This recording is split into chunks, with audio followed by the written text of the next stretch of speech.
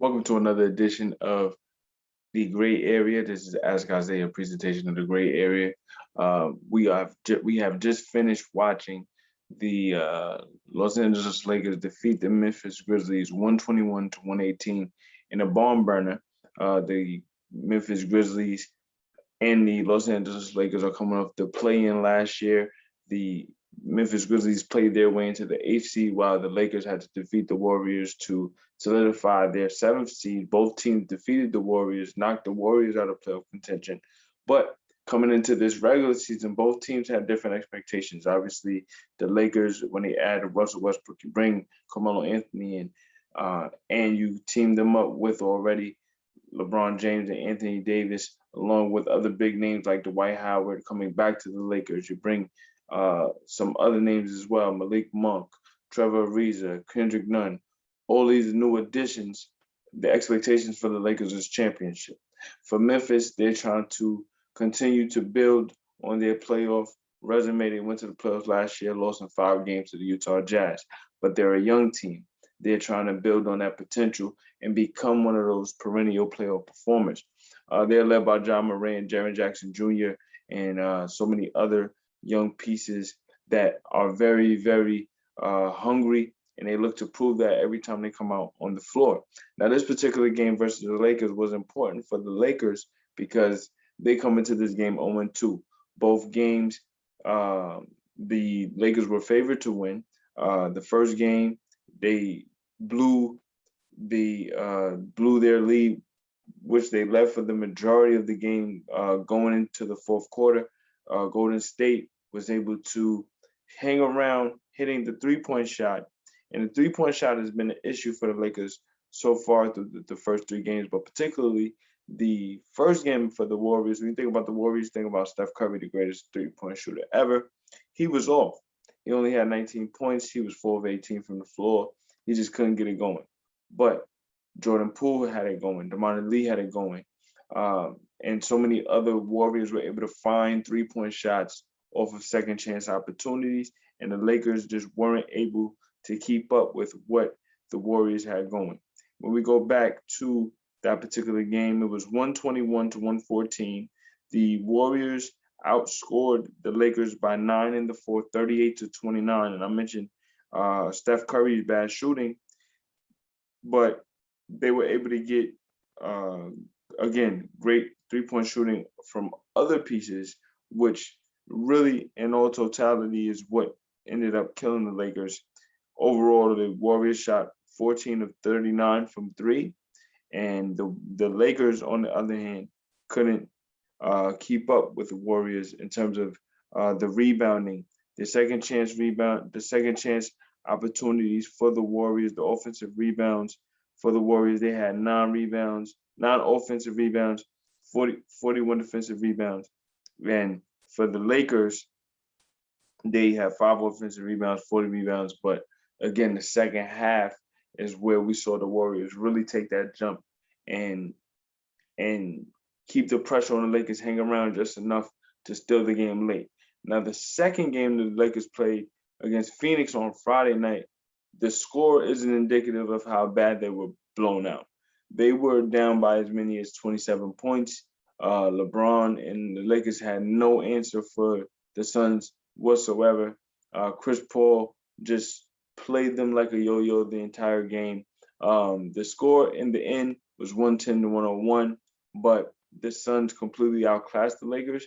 And I thought that would have been a particular statement game, considering the fact that the Suns eliminated the Lakers last year. Obviously, Westbrook, Carmelo, and all these other names weren't on the team, but LeBron James and Anthony Davis were on the team looking to defend their championship from 2020. The Suns defeated them and ended up going all the way to the finals before losing to Milwaukee.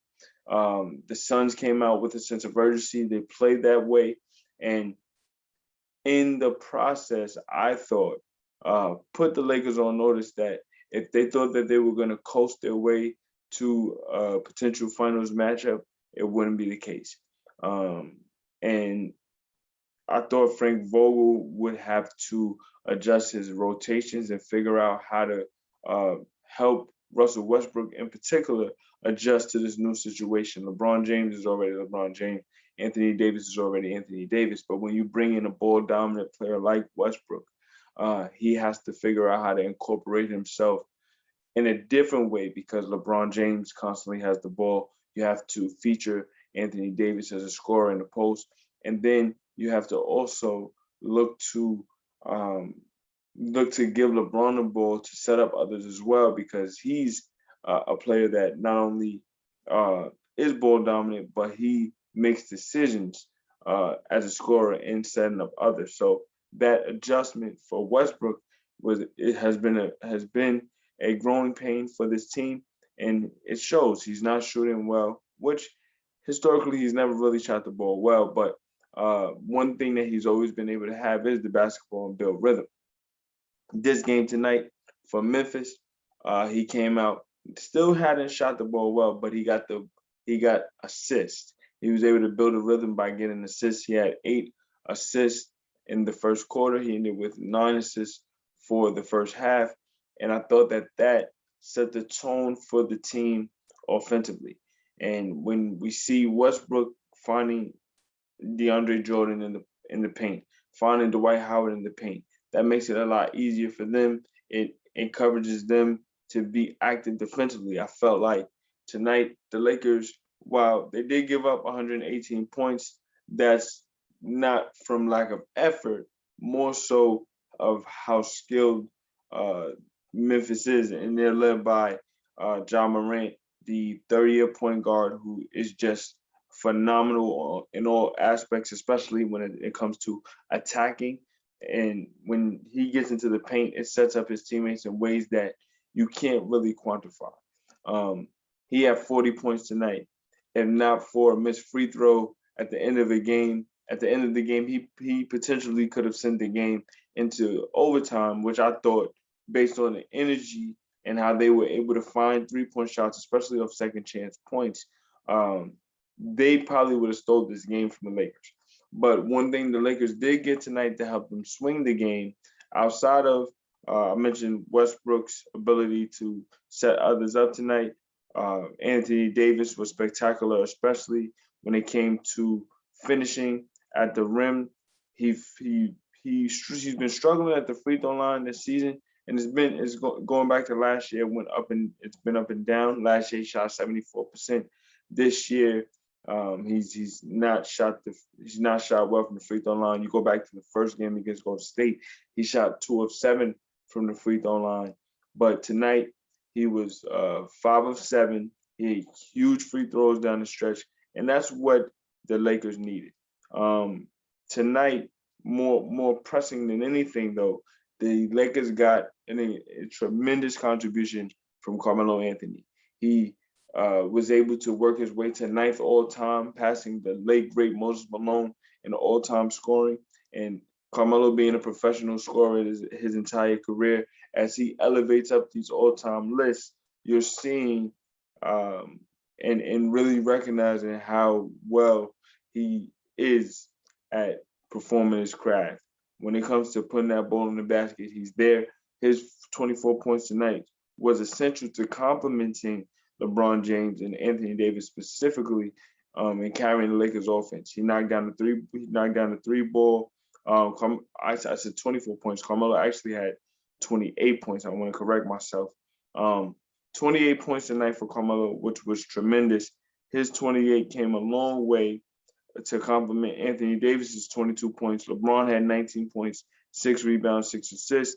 And again, Carmelo's ability to knock down the three tonight. He had 10 field goals, 6 of them were threes. He was 6 of 8 from 3.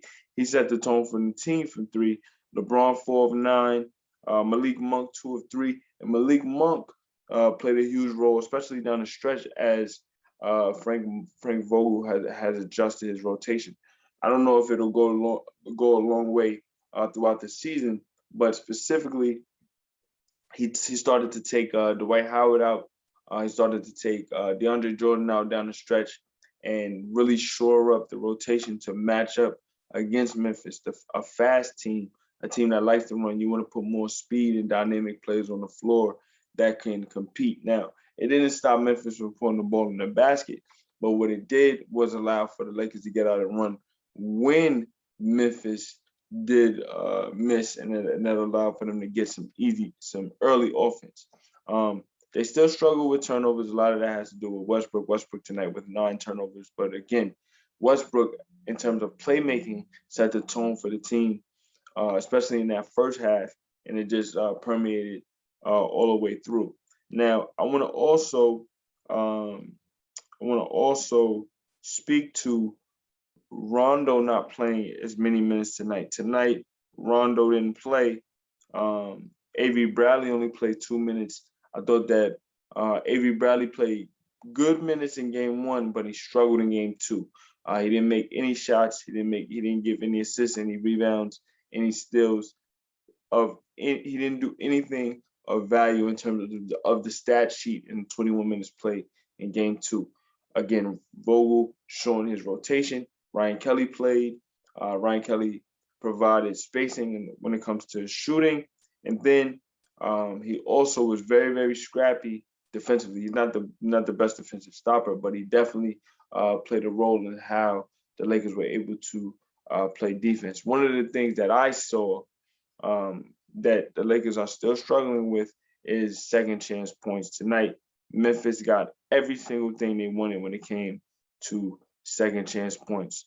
When it comes to field goal percentage, the 3-point shot for Memphis was top tier, especially off of those reloads. The offensive rebounds tonight, they got 18 offensive rebounds compared to the Lakers' 9 offensive rebounds. And one of the things that the Lakers will have to do, not to say that Carmelo Anthony will get 28 points every night, but they'll have to spread out their bench scoring to take pressure off of Carmelo Anthony when it comes to that particular part of the game. Kim Bazemore has to play a lot better, especially defensively. He's going to be looked to be a premier defensive stopper for this team. And tonight, he struggled against Ja Morant all night. Now, what I will say is Ja Morant is a guard. Kim Bazemore is more of a forward. So the speed of Morant is a difficulty. So he's gonna need the support from Westbrook, Malik Monk, Kendrick Nunn when he comes back, and so many other guards to help him in terms of guard penetration. Because once Morant got into the paint, he was able to set up Jaren Jackson Jr. He was able to set up so many other opportunities inside for Steven Adams and other Memphis Grizzlies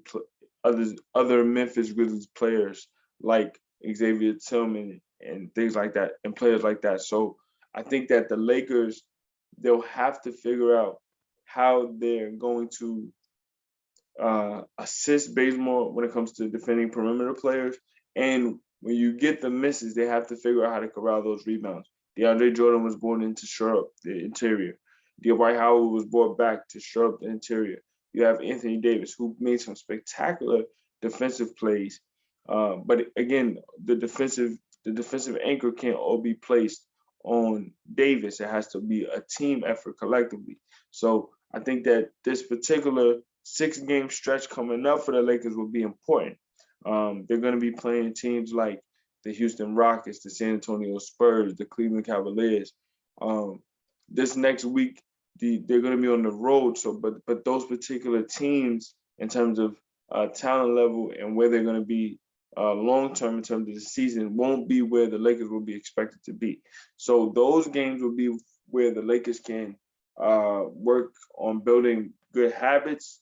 It would be a good time to build that team camaraderie, especially on the road. And for Vogel, it would be paramount for him to establish a rotation that he can rely on consistently. We'll see how that goes.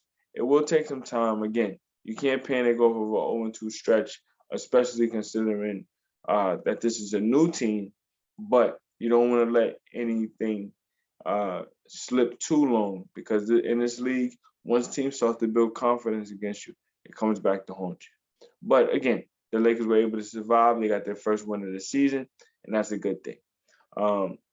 121-118 against the Memphis Grizzlies. Big shout out to Ja Morant, who again put up 40 points tonight, was spectacular. Unfortunately, he just missed the key free throw that would have tied the game and potentially sent the game into overtime. We'll have more coverage of the Lakers this season. We'll have more coverage of the Brooklyn Nets. Both of those teams are favored to make the NBA Finals. But of course, as anybody who's followed the Ask Isaiah YouTube page, we cover everything in the NBA. So we're definitely going to have those teams that will definitely look to play spoiler, like the Milwaukee Bucks, like the Phoenix Suns, like the Denver Nuggets, and so many other teams that are jockeying for position when it comes to championship pedigree. Stay tuned for more, as this is the Ask Isaiah Gray area presentation of basketball analysis. Thank you for watching. Peace.